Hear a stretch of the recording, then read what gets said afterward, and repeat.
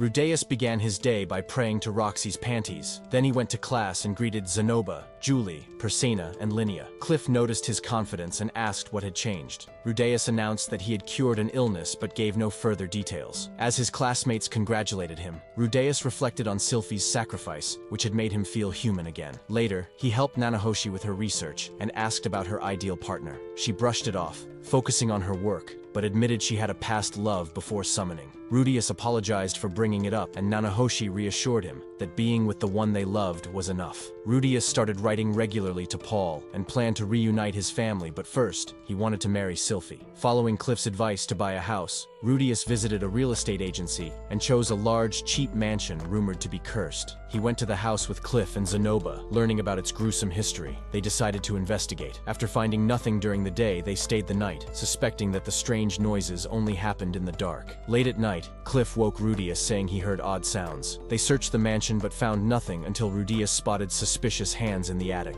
Suddenly, a monster descended, terrifying Rudeus. Zenoba, who was immune to its attacks, saved him. Rudeus realized the monster was just a doll and thanked Zenoba for help. Zenoba was captivated by the moving doll. Rudeus, recognizing it as an automaton, shared his excitement. He was impressed that Zenoba had figured out it was a doll before he did, and began imagining the possibilities of crafting one himself. Rudeus noted that the doll was made of wood and fantasized about using better materials like silicon. However, Cliff interrupted their enthusiasm, reminding them of the serious situation. Upset by Cliff's disregard for dolls, Zenoba grabbed him, but Rudeus diffused the tension and agreed they needed to investigate further. They searched the mansion again and discovered a hidden room in the basement. Inside, they found a mold for the doll and a book detailing its creation. Cliff notices that the diagrams resemble magic circles, leading Rudeus to conclude that the doll, created as a guard, has mistakenly attacked previous residents. With this understanding, they left for the academy. On the way, Rudeus thanked Cliff and Zenoba. Zenoba asked to take charge of the research, even though he knew Rudeus could do it faster. He pleaded to avoid being a financial backer and promised the doll wouldn't go berserk again. Rudeus agreed, but warned him to keep the research secret. Cliff reminded them to be cautious when preventing ghost stories at the university.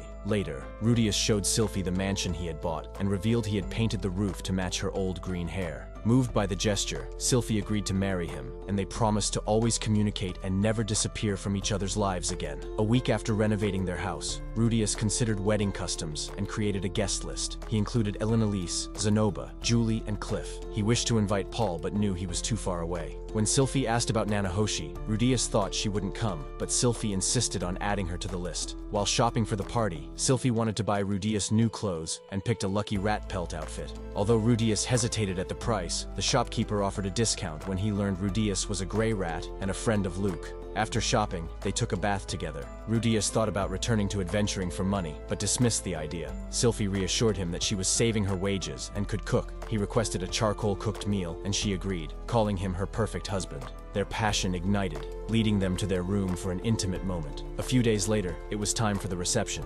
Rudeus had chosen a date during their monthly break, but Genius and Soldat couldn't attend. Badigadi arrived late, and Rudeus greeted Nanahoshi, encouraging her to relax. He announced his new life with Sylphie and asked for their support. Everyone toasted, and the reception continued with food and drinks. By evening, Ariel asked Sylphie if her house and husband met her ideals. Sylphie replied they were better than she had dreamed. Luke encouraged Rudeus to move past hard feelings, and Zenoba apologized for mistakenly mentioning Sylphie's gender earlier. Sylphie laughed off the earlier mistake, reminding everyone that Rudeus had made the same error, leaving him feeling a bit ashamed. The Beast Girls congratulated Rudeus and Sylphie, surprised by their marriage. Persena stated she always suspected Fitz was a woman due to her scent, and believed their strong offspring would protect the tribe. Rudeus wished they wouldn't phrase it in beast people's terms. Nanahoshi also offered congratulations, and when Sylphie inquired about their shared background, Nanahoshi explained it was merely due to their common language. Cliff blessed the couple, and Elise expressed relief that Rudeus had overcome his issues, joking that she would have jumped him to check. Suddenly, she cried, leading Sylphie to ask if Elise was her grandmother. Surprised, Elise denied it, insisting she wasn't worthy. Rudeus noticed their resemblance, and asked Cliff to take Elise to a room to calm down. As guests left, Rudeus checked on Cliff and Elise while Sylphie talked with Elise privately. Princess Ariel asked Rudeus to duel Luke for fun, despite his reluctance to use real swords. She encouraged him to conjure one with magic,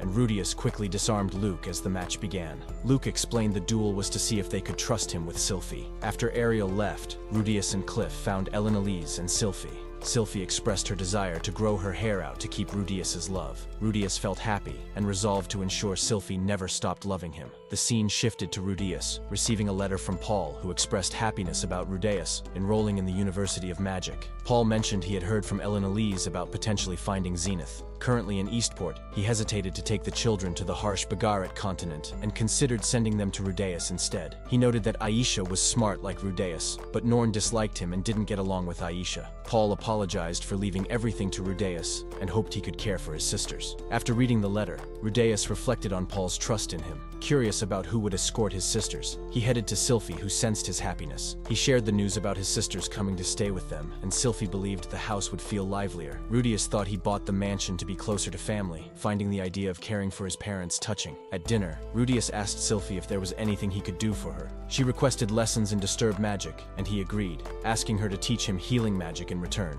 After dinner, they practiced magic together, but Rudeus struggled. Sylvie suggested he might need more experience with healing. As they continued to practice, Rudeus wondered if their future children would inherit magic talent. Sylvie worried about difficulties in having children due to her elf heritage, suggesting that if she couldn't have children, Rudeus could take a mistress. He firmly rejected this, expressing that he wanted children to symbolize their love. Rudeus checked on Nanahoshi at home, finding her asleep after Sylvie had cast healing magic on her. Sylvie mentioned finding a knife in Nanahoshi's clothes, suggesting it might be for work, so Rudeus kept it for safety. Later, Zanoba asked about Nanahoshi's condition. Rudeus expressed uncertainty but thanked Zanoba for his support. Zanoba noticed Rudeus's troubled expression and wondered if he was okay. Rudeus shared that seeing Nanahoshi's pain reminded him of his past struggles with powerlessness and isolation. Zanoba offered to help again if needed before leaving. The following day, Rudeus tried to talk to Nanahoshi about food, but she didn't respond. When he attempted to leave, she revealed her frustration with the magic circle, likening it to a circuit that wouldn't connect properly. Defeated, she returned to sleep. Rudeus later showed the magic circle to his friends for input, explaining it was meant to summon Nanahoshi and that he was stuck. Although summoning magic wasn't their expertise, Rudeus sought fresh ideas. Cliff identified a disconnection in the mana flow, while Zanoba suggested a multi-layered magic circle. Days later, Rudeus and the others showed Nanahoshi their multi-layered magic circle. This inspired her to work on her magic, and with Cliff's help, she overcame her struggles. After much collaboration, they succeeded, and Rudeus summoned a plastic bottle from another world. Nanahoshi was thrilled, believing she could now summon anything. After the party, Rudeus carried Sylvie home and found his sisters had arrived. Aisha hugged him, and he was glad to see Ruijerd, noting it had been a while since their last meeting. The scene shifted to Rudeus, talking with Ruijerd. Rudeus thanked Ruijerd for escorting his sisters, and Ruijerd replied that protecting children was natural. Rudeus realized Ruijerd was mentioned in Paul's letter, and asked where he had been. Ruijerd explained that he spent 2 years in a dense forest before heading to Eastport, where he met Rudeus's father, who asked him and Ginger to escort the girls. Rudeus was surprised to hear Ginger was there, and learned that Ruijerd also met Roxy. Rudeus commented on how quickly Ruijerd arrived. Ruijerd explained that Aisha was eager to see him and proposed escorting a merchant caravan, making their journey efficient. Rudeus apologized for his sister's behavior. Ruijerd then asked about Eris, and Rudeus explained they had parted ways. Ruijerd reassured him that Eris didn't hate him, but Rudeus recalled her saying they weren't suited for each other. Ruijerd suggested that Rudeus might have misunderstood her feelings. Rudeus wondered if her words had another meaning, but believed her actions had scarred him, with Sylvie saving him. He asked how long Ruijerd would stay, and Ruijerd replied he'd leave the next day, promising to return. He advised Rudeus to listen to Eris calmly if they met again. The following day, Rudeus heard a noise outside and saw Batagati and Ruijerd tensely stand off. Batagati left, and Rudeus asked Ruijerd if something had happened. Ruijerd said it was a long time ago. Ruijerd reassured him he had no intention of fighting and expressed surprise at seeing Rudeus. Rudeus appreciated Sylvie's reliability, and she reassured him she didn't mean to sound arrogant. They agreed to support each other as a married couple. Aisha showed Rudeus her perfect test score and asked if she still needed to attend school. He told her she could skip it, and suggested she discuss housework with Sylvie. Rudeus mentioned that Norn's scores were below average, but manageable. When Norn expressed a desire to live in a dorm, Aisha protested, recalling their father's wishes for them to stay together. Rudeus saw living in the dorms as a way for Norn to make friends, and ultimately agreed, despite Aisha's frustration over Norn's easier treatment. Aisha wondered if Rudeus preferred Norn because she was his biological sister, but he reassured her that he considered both girls his sisters. Aisha eventually understood and started helping Sylvie with housework. On Norn's departure day, Rudeus set rules for her at the dorm, stressing the importance of following them and staying in touch. touch. A month later, Rudeus noticed Norn hadn't made any friends, which worried him. Linnea and Persina noticed Rudeus's concern in class and gave him a special bag they had taken a month to prepare, asking him to open it alone. Later, Ariel informed Rudeus that some new girls at the dorm felt unwell because Linnea and Persina had been asking them for their underwear.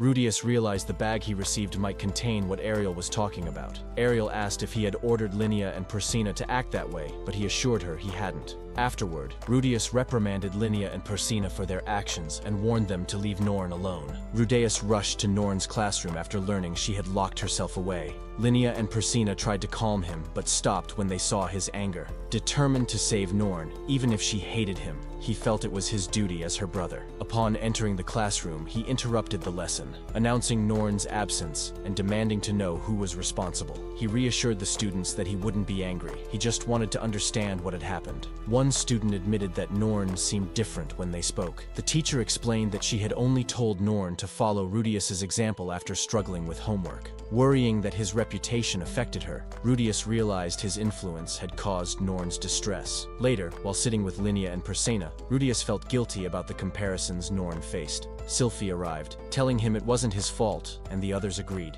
Rudeus thanked them for their support, acknowledging he might have acted foolishly. Linnea insisted it wasn't stupid to help a sister, while Persina said she saw Rudeus in a new light. Feeling powerless because Norn had shut herself away because of him, Persina suggested forcing her to attend classes, angering Linnea. Rudeus insisted he couldn't abandon her if she wanted to stay locked away. Unsure what to do, he set off alone. The others caught up and offered to help. Linnea shared her plan to use Princess Ariel's speech as a distraction to sneak into the dorms and see Norn. Rudeus prepared to infiltrate the girls' dorm with Linnea's assistance. When Norn's classmates discovered she was Rudeus's sister at school, they showered her with questions and admiration.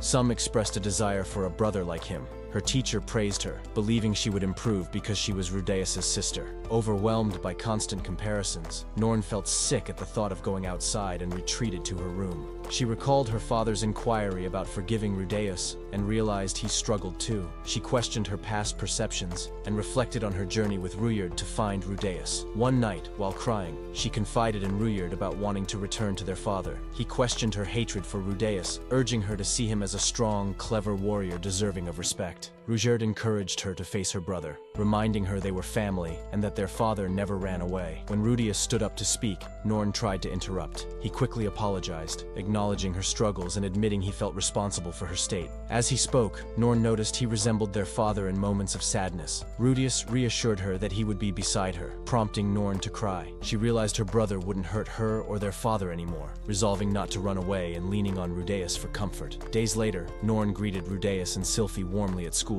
indicating she had opened up to them. He acknowledged that he could not change the past, but a burden had lifted. Rudeus studied with Norn in the library. She asked if he had heard the story of Rudeus's spear, and he confirmed that he had. Rudeus revealed he was writing a book about the Sioux tribe's history and needed a figurine of Rudeus. Norn offered to help, recalling stories Rudeus had shared. Rudeus agreed, but reminded her to focus on her studies. Later, Aisha asked Rudeus for a salary, which he granted. While shopping, she bought pots for flower seeds and asked Rudeus to create soil with magic. Rudeus also bought an earring for Sylphie. Aisha joked about wanting love too, and Rudeus mentioned that his father would disapprove. She haggled for curtains using his name. On their way home, Aisha expressed her desire for cute things, and Rudeus encouraged her. Rudeus then met Nanahoshi, who discussed summoning organic objects. They planned to create a summoning circle for a unique lamplight spirit. She asked for Rudeus's continued help and promised a better reward. Zenoba gifted a figurine to Julie, who received encouragement to improve.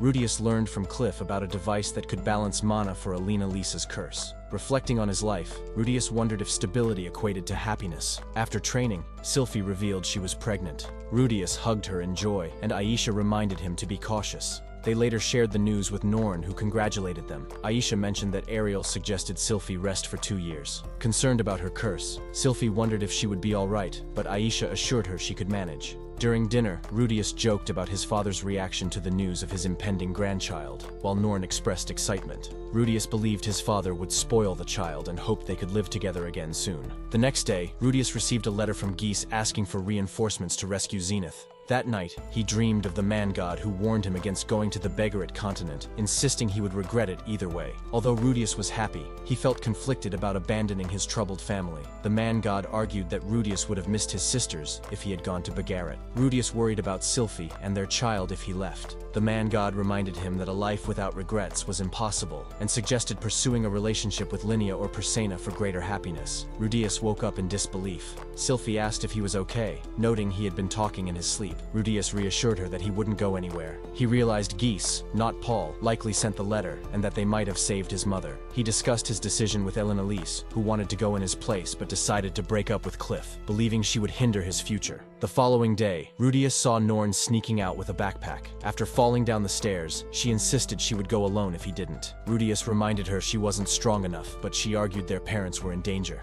Realizing he could help, Rudeus decided to leave, asking Norn to look after the house, and she agreed. Rudeus informed Elise about his decision to travel to the Begarit continent. Despite her disapproval, she insisted on accompanying him, acknowledging that the trip would take 8 months, faster than he had anticipated. She expressed concern about her curse, but Rudeus reassured her that they wouldn't sleep together. He suggested using Cliff's magical equipment, and Elise promised to inform him about their journey. Rudeus encouraged her to focus on their future. Later, he calculated that the round trip would take at least 16 months, prompting him to bid farewell properly. He approached Nanahoshi to share his plans for the labyrinth city of Rapon. She stopped him, handing over a book on teleportation circles, and revealing a secret link between Sharia and Begarit. This made Rudeus hopeful that he could return before Sylphie gave birth. She warned him to keep this information confidential to avoid the destruction of the circle. Rudeus then informed Sylphie about his journey, and she offered to care for their home, assuring him that his departure wasn't sudden. He comforted her with a hug, and they decided on Rudeus Jr. as a temporary name for their child. On departure day,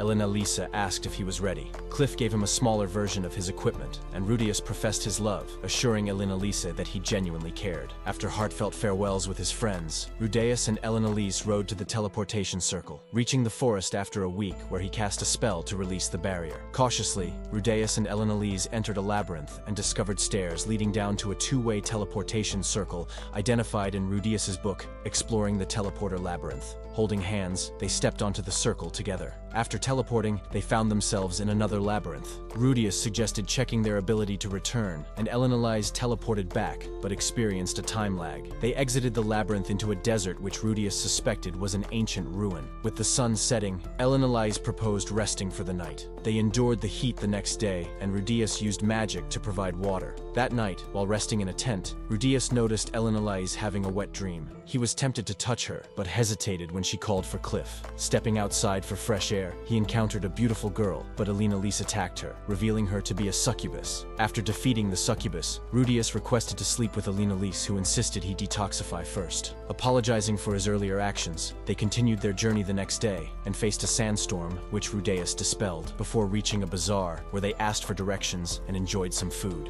Elise spotted something in the desert, leading them to a cliff. Rudeus climbed using magic and fought off a griffin, while Elise engaged another. After defeating the creatures, they enjoyed griffin meat and shared stories. They arrived in Rapon the next day. Rudeus suggested searching for his father and others, starting at the guild. Elise spotted Geese recruiting adventurers, thinking it saved them some trouble. Geese noticed Elise and commented on her swift arrival, mentioning Zenith's situation but insisting they could talk later. Rudeus asked Geese to take them to his father, surprising him with his growth. Elise noted their closeness, recalling their time in prison together. Geese led them to Paul, cautioning Elise about his poor condition. Elise couldn't promise to hold back, and Geese warned Rudeus not to provoke Paul. Upon meeting Paul, he was shocked to see Rudeus and hugged him, lamenting his failure as a father. Rudeus reassured Paul that things would be easier now. Paul was surprised to learn that Rudeus would soon be a father, and apologized for being a terrible dad. Rudeus reflected that Paul seemed smaller compared to his childhood perception.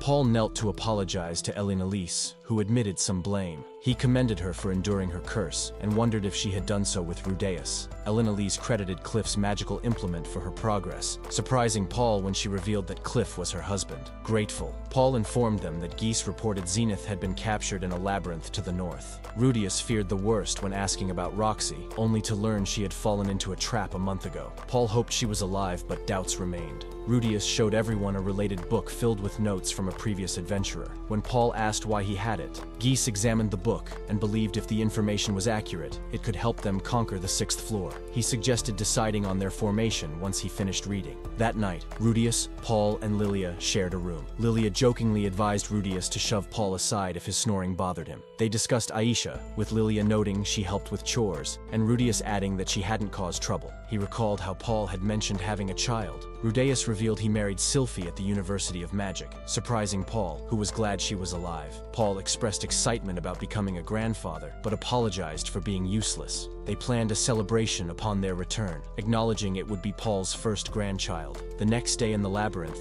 Lilia warned everyone to be careful. Rudeus spotted teleportation circles and learned that stepping on them would send them elsewhere. Paul explained they usually avoided them. They soon encountered a monster. Elenales charged, but Paul quickly defeated it, prompting Rudeus to think he was showing off. Meanwhile, Roxy fought off a legion of monsters, creating a defensive wall. Low on mana and surrounded, she became terrified. When she opened her eyes, she saw the monsters frozen and was shocked to find Rudeus there. The story flashed back to Roxy, who was lost in a labyrinth after being separated from her group. She repeatedly used a teleportation magic circle, but she ended up in the same place each time, causing her confidence to wane. She took a deep breath and stepped into the magic circle one last time. In the present, Rudeus hugged Roxy to confirm it was her, but she pushed him away in embarrassment, saying she hadn't bathed in a month. Rudeus insisted he didn't mind. Roxy thanked him for saving her, but when she introduced herself, Rudeus was shocked to find she didn't recognize him. Talhand carried Roxy back to town. She apologized for being a burden, but Talhand reassured her. Roxy worried about her smell, admitting it had made Rudeus nauseous, but he clarified he was overwhelmed with emotions.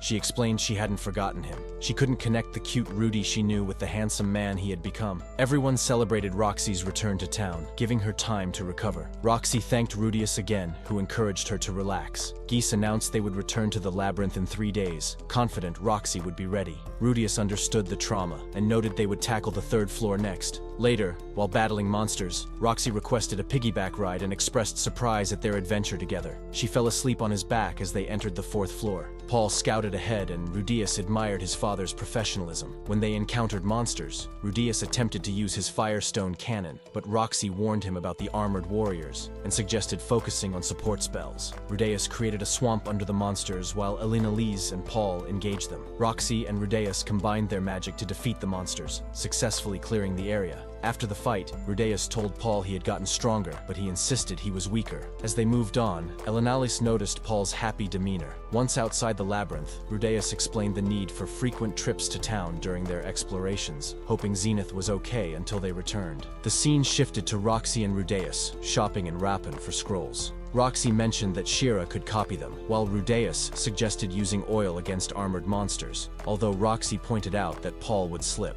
After obtaining Talfro root, Rudeus spotted a sword suited for Elenales, but found it too expensive. Later at a bar, Rudeus learned that Roxy had been in Windport simultaneously with him. She expressed her gratitude to Paul and Zenith, recalling a warm welcome after a fight with her master. Rudeus reassured her that she was already impressive, and they pledged to save Zenith together. In the 4th stratum, they defeated monsters and found the magic circle on the next floor. Geese noted 3 magic circles, warning that they might lead to random locations. Roxy asked if Rudeus could decipher them, but he couldn't. Paul suggested a coin flip to choose between 2 circles. Rudeus recalled the room's similarity to the ruins and asked Geese to search for hidden stairs. When Geese found them, Rudeus blasted through the floor, earning praise as they prepared to enter. Paul led his group deeper into the dungeon. Geese questioned whether they should turn back, but Paul insisted they move forward. Roxy equipped Rudeus with healing scrolls, optimistic about facing the Guardian. As they stepped into the teleportation circle, they discovered a sleeping Hydra, and Paul spotted his mother Zenith, encased in crystal. He rushed toward her, but the Hydra's scales deflected their spells. In the ensuing battle, Paul managed to sever some of the Hydra's heads, but Elenales's attacks proved ineffective.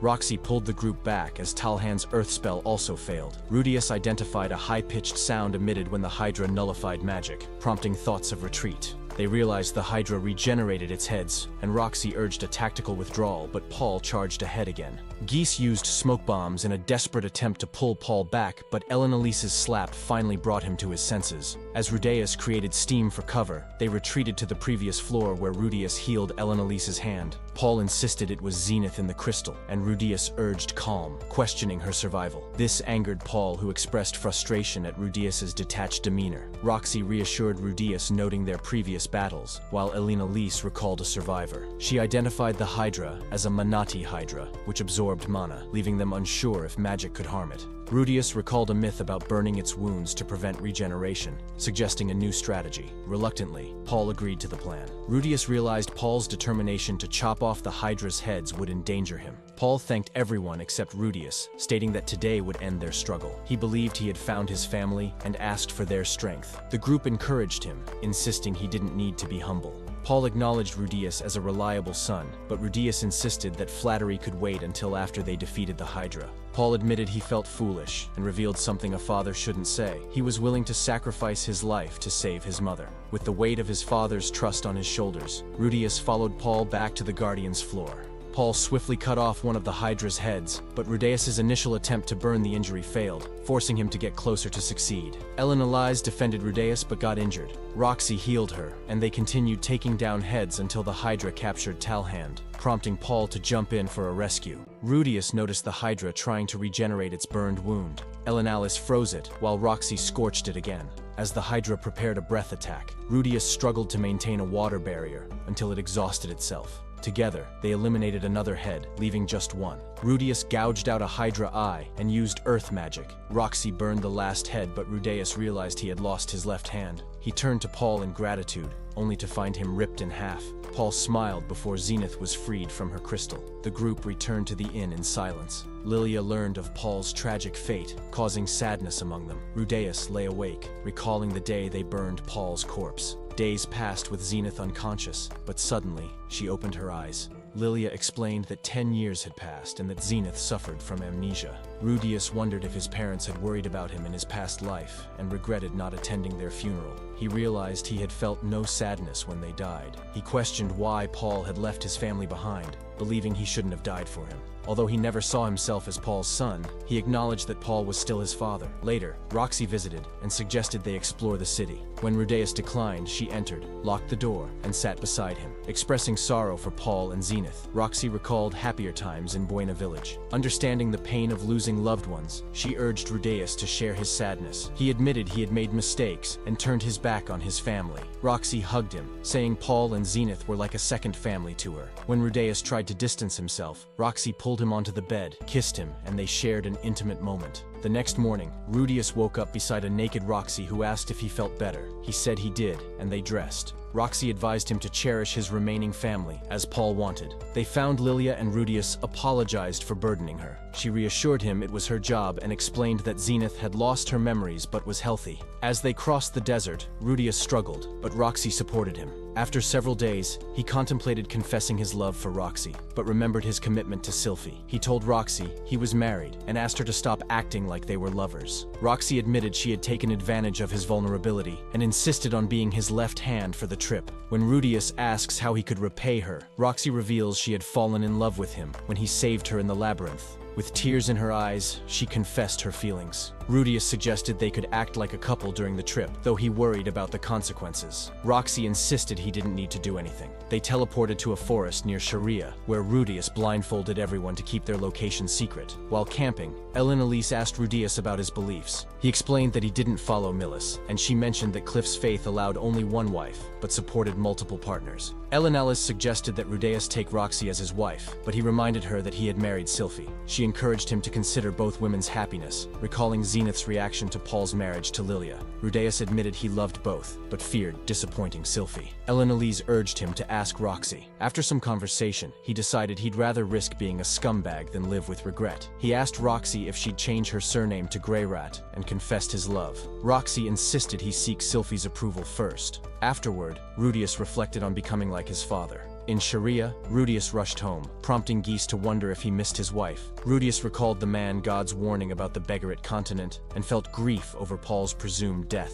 Frantically searching for signs of life, Rudeus was relieved to find Aisha. Though she noticed his severed hand, he brushed it off and asked about Norn and Sylphie. Aisha informed him that Norn was at the academy, and soon after, Sylphie entered, reassuring him that everyone was fine. Rudeus collapsed in relief, while Roxy felt guilty. When Norn returned, she realized her father was absent. Rudeus painfully told her that Paul was dead, and Norn vented her anger, noticing his lost hand. He explained the events, shocking her with the news about their mother's lost memories. Norn concluded that if Rudeus had failed, then nobody could have saved Paul. Sylphie and Aisha comforted her. Norn asked for their father's sword, and Rudeus agreed, but warned her about its responsibilities. They were surprised to see Zenith holding Paul's armor, despite not fully recovering. Rudeus expressed hope for their mother's return, and later gathered everyone to discuss wanting Roxy as his second wife, leaving Sylphie speechless. Rudeus explained that losing his father devastated him, and that Roxy had helped him through that time. He knelt to apologize to Sylphie for breaking his promise, but disappointed, Norn insisted Sylphie couldn't forgive him. While she acknowledged his efforts to save their father, she couldn't accept him taking another wife. Rudeus emphasized Roxy's sacrifice to save him, but Norn argued that Sylphie would have done the same. She questioned his choice of someone Roxy's age, stating that God Millis wouldn't allow a second wife. Roxy interjected, clarifying that she was an adult, but Norn accused her of intruding. Rudeus defended Roxy, insisting she had done nothing wrong. Norn told Rudeus to stay out of it, asserting that Roxy wouldn't be there if she truly stepped back. Roxy admitted her shameless actions and tried to leave, but Rudeus wanted her to stay. Sylphie intervened, thanking Norn and explaining she was fine with the situation. Sylphie acknowledged Roxy's role in saving Rudeus, admitting she had felt jealous, but now welcomed Roxy into the family. Later, Rudeus trained Norn in swordsmanship. Although still angry, she struggled with forgiveness. Sylphie reminded her that Paul had 2 wives and questioned if she would say the same to Lilia. A month later, Lilia delivered Sylphie's daughter, and Rudeus named her Lucy Greyrat, reflecting on his relationship with Paul and promising to protect what he left behind.